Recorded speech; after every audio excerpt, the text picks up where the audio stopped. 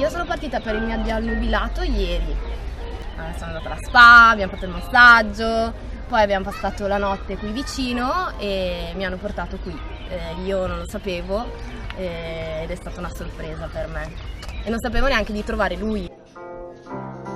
E io invece sono stato svegliato stamattina e sono stato portato qua con la forza.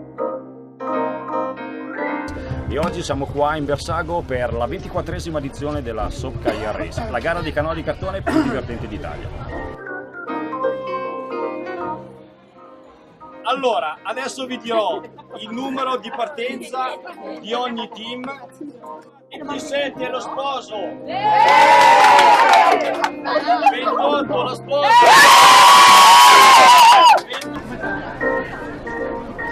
Al mattino 2 ore di tempo, 7 metri quadrati di cartone, un rotolo di scotch, costruire la canoa e poi dalle ore 14 dovranno navigare sul fiume Addo facendo un percorso controcorrente e la traversata del fiume.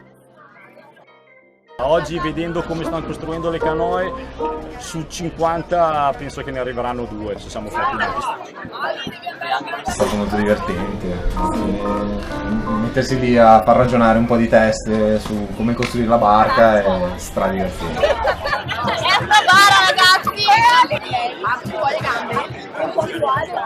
Il problema non è tanto la costruzione, ma il nostro pontile fai da te, che lì così affonderanno quasi tutti, perché non sono molto snodati e molto atletici quelli di questa edizione. Il bello è questo, non c'è nessuno sportivo ma soltanto pazzi che vogliono gestire questa gara strana. Di affogare subito. Di affondare. Sì, molto probabilmente io forse non riuscirò neanche ad entrare nella canoa. Già sarà difficile perché entrare. non sono molto atletica.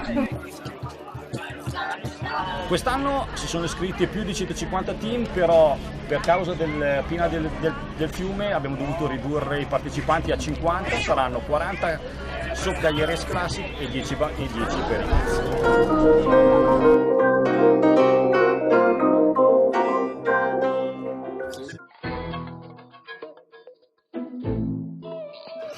Vai, pronti?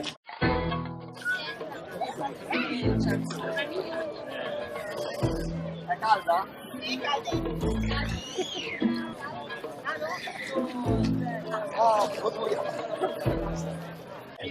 2, 1, via!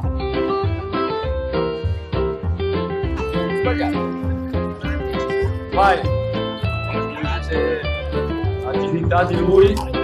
Allora, le spose si sono già capottate, lo dico già. Anche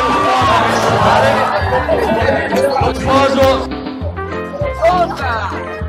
Dovete sentirlo sopra! Non vedi? Sono volati,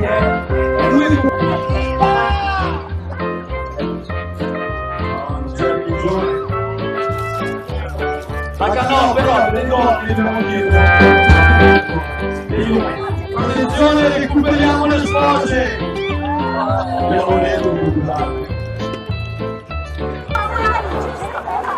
paura di ribaltarmi. Va molto male.